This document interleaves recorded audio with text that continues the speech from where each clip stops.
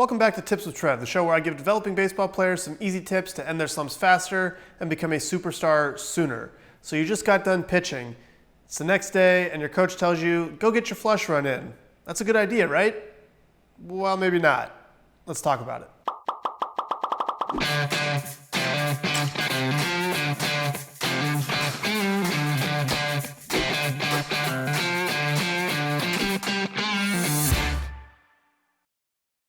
So what is a flush run? Well, it's traditionally something that's intended to help you recover. You pitch and then you build up lactic acid in the muscles and you need to go run to flush it out. That's traditionally how it's been utilized in the baseball sense. But is that really actually what happens? Do you actually build up lactic acid in the muscles? And does flush running actually flush it out? And even if it did, would that actually help you recover any better? Well, you got to start with, yes, you build up lactic acid in the muscles, but lactic acid stays around in the muscle for a very short amount of time. Generally speaking, by the time you get home to go to sleep after a game, it's already mostly flushed out. It's a couple hour phenomenon from what I understand. So the next day, you don't really have lactic acid in the muscles to flush out. What you have is you have micro tears in the muscles. And so you're perceiving soreness because the nerves that are in the muscle in that area sense that there's micro tears and that there's damage done to the muscle and the tissue. And so that's how you would sense pain. And that's what the tightness that you would get is from the muscles trying to repair themselves and stuff like that. So it's not really lactic acid. So then what becomes the point of a flush run? Well, there are certain benefits to having increased cardiovascular fitness. If you have increased cardiovascular fitness, you can pump more blood throughout the body, which means you can pump it at a faster rate, which means you can deliver blood to the area that needs to be repaired, white blood cells and nutrients and all the different stuff, the body's natural recovery process. So yeah, you can do that. So that's one of the benefits of a flush run, is the increased cardiovascular fitness. But do you have to do that via running? Another one is, you're going to move your arms when you run, and so the motion of it is going to help you, recover your arm. Another thing that you hear a lot is, it's going to help you build up your legs and have strong legs, so that's going to help you make it through the season. And that's not really what happens at all. It just wears you down a lot of times. So strong legs do help you get through a season, but you build strength in the weight room. You don't build strength by running. You're not running for a living. If you're looking to be a marathoner, then yeah, you need to go run and you need to build up that specific type of adaptation. But in pitching, we're not running. In baseball, we're not running for a living. We're playing a game. Sure, you need to have the endurance and the fitness, but you don't need to build up that specific type of adaptation. So another thing that flush running does is it puts a lot of stress on your joints. The repetitive pounding every step at higher than normal forces. When you're running, you elevate yourself a little bit and then you come down on one foot and you're moving fast, so you're absorbing. There's more stress on the joints, and you're also teaching your body to move slow. The vast majority of flush runs are not done at any sort of high pace. It's a slow, long distance, monotonous run. And so you're putting stress on the joints, you're fatiguing the muscle a day after it was already fatigued from pitching, from this big workload at super high intensity.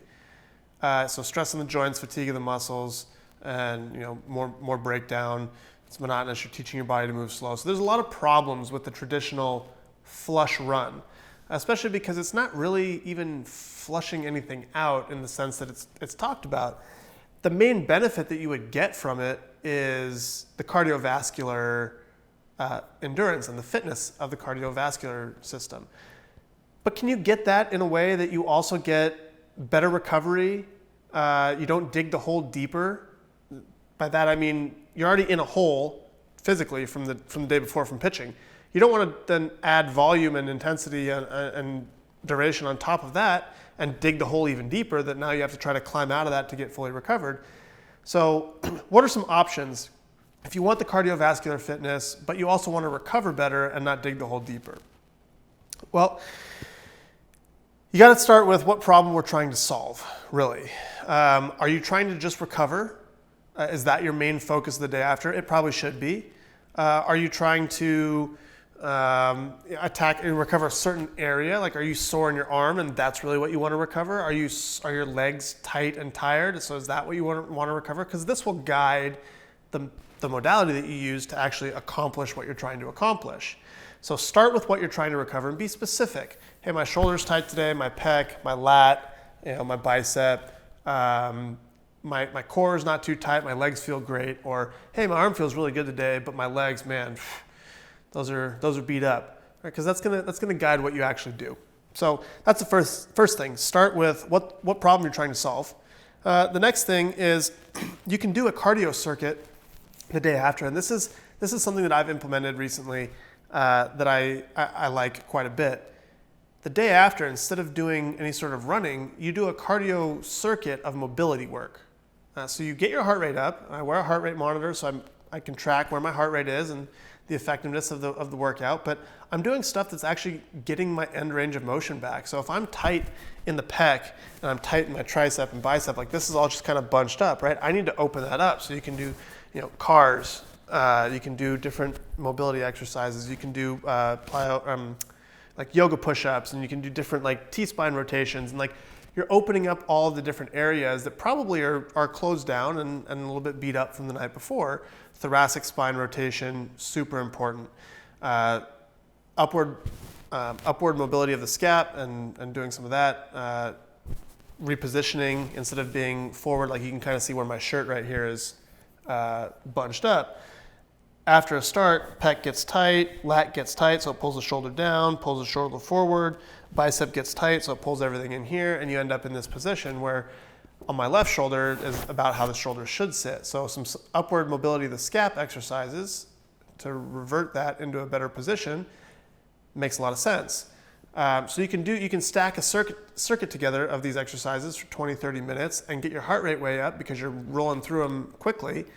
So you get the cardiovascular fitness, but you also get the added benefit of the recovery on your legs, lack of pounding, and then you open up the range of motion. So that's something that I've really enjoyed recently, something that you can implement too. If you're looking to just attack the recovery of a shoulder or a bicep or something like that, then there's a couple different options. You can do cupping.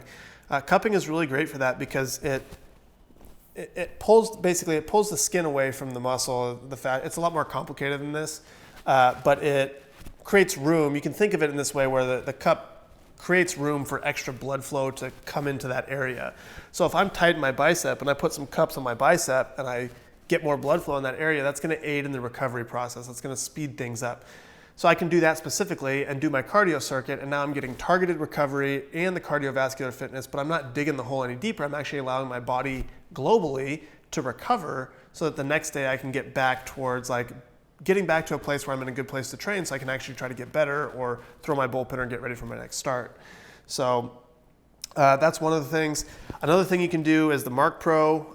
These are all things that I've covered at points and mentioned at different points in videos, but different recovery techniques that I use. Mark Pro, accelerated arm recovery, Normatec, scraping, cupping, potentially dry needling if you're really tight in a certain area. Some of those different things. Red light panels, infrared light panels.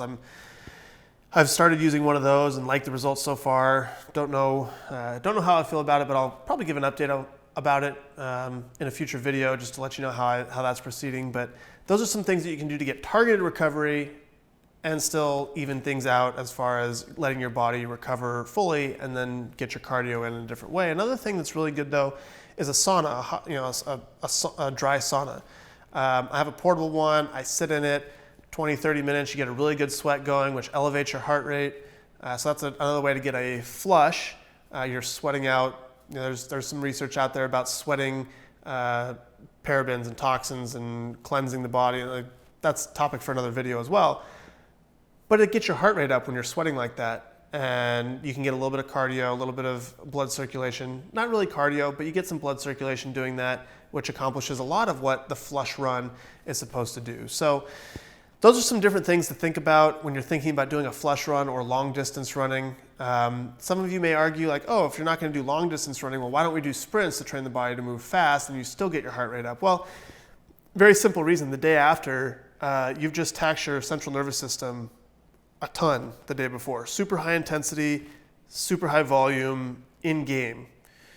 You're not in a position to really tax it anymore. And if you do sprints, that's taxing on the central nervous system, and you're going to dig that hole even deeper. So there's a couple different systems. There's a muscular system and the central nervous system that you have to think about when figuring out how you're going to recover and what you're going to do the day after to recover. So hopefully that sheds some light on the long distance running thing. I know I faced this a lot early in my career. It's kind of changed at the pro level now. Everyone kind of understands that long distance running doesn't do anything for pitchers or for baseball players, but it's still very prevalent at the youth ages, in high school and in a lot of colleges.